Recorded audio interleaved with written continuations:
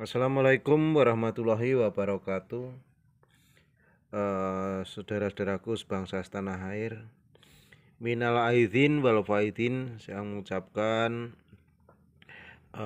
mohon maaf yang sebesar-besarnya untuk saudara-saudaraku yang sekian lama telah menonton video kami atau saudara-saudara subscriber yang telah setia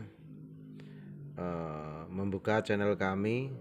Semoga urean atau materi konten yang kita sampaikan senantiasa bermanfaat untuk semuanya dan minimal menambah wawasan tentang dunia porang. Dan sekarang ini BPCI juga mengembangkan porang dan juga kacang sancaici dan juga kunyit hitam. Itu yang kita kembangkan proyeksi untuk tahun 2022-2023. Semoga semuanya nanti hasilnya baik dan harapan kita juga memperbaiki ekonomi. Sekarang ini kita belajar dari kasusnya porang, yang mana porang yang sebelumnya digadang-gadang atau dimimpikan untuk menghasilkan, bahkan ada yang bilang menjadi milioner atau miliarder, ada yang 800 juta sampai 1 M. Ternyata kalau harganya seperti ini itu tinggal mimpi lur. Tetapi walaupun milionernya tinggal mimpi, minimal kita bisa mencukupi keluarga, itu saja. Kalau bagi saya rezeki itu tidak harus 1 M atau 1 miliar atau jutawan gitu, tetapi minimal kita diberi kesehatan loh. Kita diberi kesehatan, bisa berpikir dan bisa berkarya atau bekerja, dan akhirnya kalau kita bisa berpikir normal atau kita berpikir positif dan bisa bekerja dengan baik, akhirnya tercipta kebahagiaan lur. Tetapi kalau kita seperti kapitalis, kita selalu dikejar-kejar oleh target ataupun proyek-proyek kita semacam itu, nantinya kita juga akan menghadapi masalah tersendiri. Ternyata terutama di masalah finansial. Karena nggak ada istilahnya usaha itu yang tidak berisiko, itu nggak ada. Dan dalam usaha itu nggak ada istilahnya jaminan berhasil, itu nggak ada. Pasti ada nilai min plusnya, ada positif, ada negatif, dan juga resiko-resiko itu pasti ada.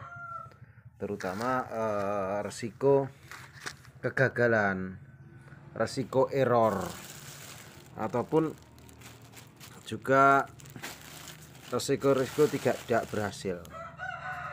Jadi seperti ini juga resiko lur. Mau dibuat bibit bosok. Hidup itu penuh dengan resiko. Kalau nggak mau resiko, kalau ini jenengan hitung semuanya menjadi bibit, maka jenengan sudah gagal di awal. Jadi katakanlah jenengan punya bibit 100 butir gitu ya. Misalnya seperti ini. Katak mini 100 butir misalnya. Dalam 100 butir itu, dalam hitungan-hitungan agama pun ada istilahnya, kalau di non sewu, ini bukan sekedar masukan, kalau di disiplin Islam ada 2,5%. Kalau di disiplin Nasrani ada persepuluhan. Di sini saya tidak membahas itu, tapi untuk perbandingan, karena rata-rata petani itu semuanya saya pikir beriman lah dengan imannya masing-masing. Dan mungkin agama yang lain ada dharma berapa persen mungkin ada, tapi yang saya tahu dua itu antara persepuluhan dan 2,5%. Entah itu namanya zakat atau persepuluhan atau berbagi berdharma ya. Itu tujuannya apa? Untuk membersihkan itu. Jadi di dalam disiplin ajaran kita saja sudah mengajari error itu 2,5%, error itu 10%.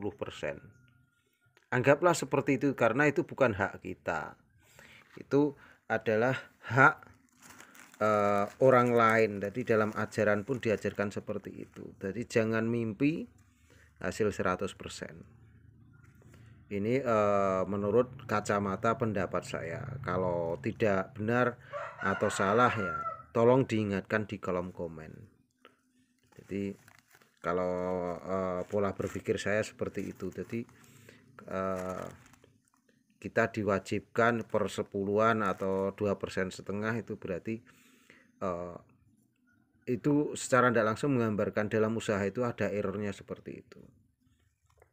Dan juga ada istilahnya pajak atau upeti, itu sudah beda lagi. Jadi dari penghasilan kita itu pasti terpotong seperti itu, ada hak yang lain.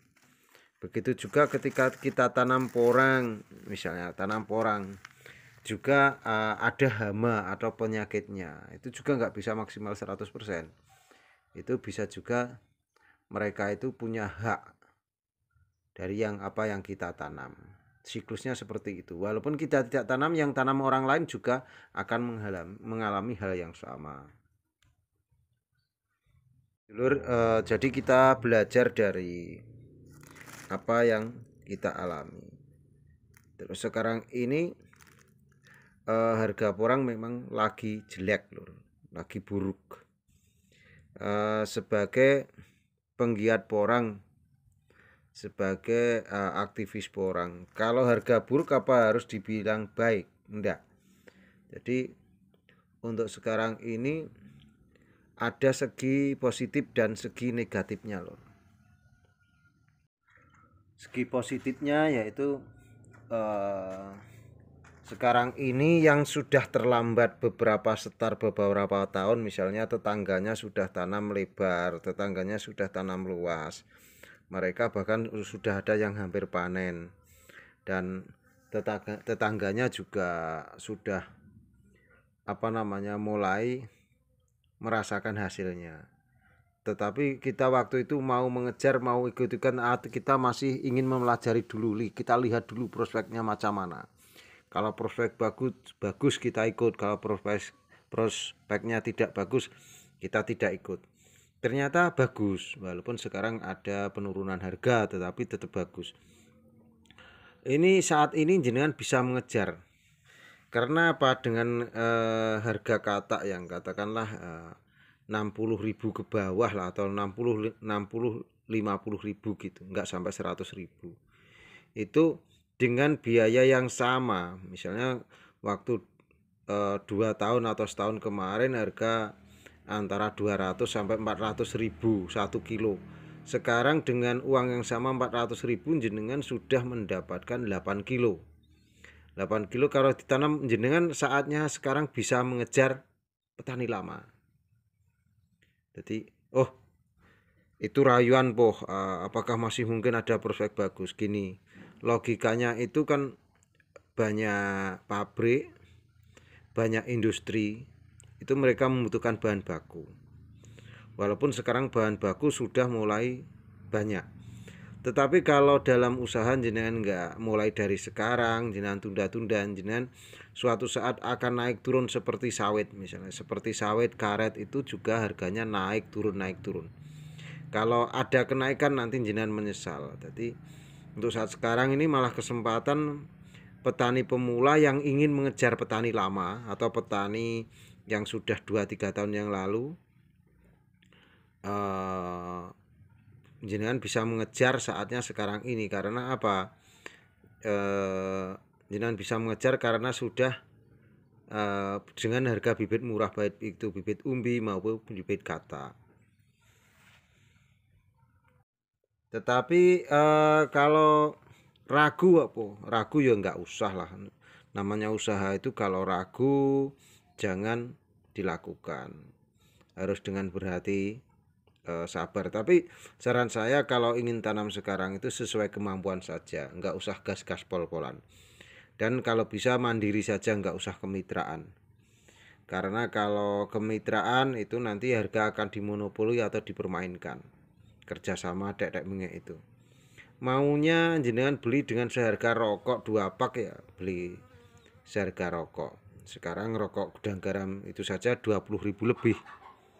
Nah, berarti katakanlah 2 bungkus rokok itu kan sudah dapat 1 kilo. Kalau dulu kan jangan kan 2 bungkus rokok, 1 bal baru dapat 1 kilo. Itu karena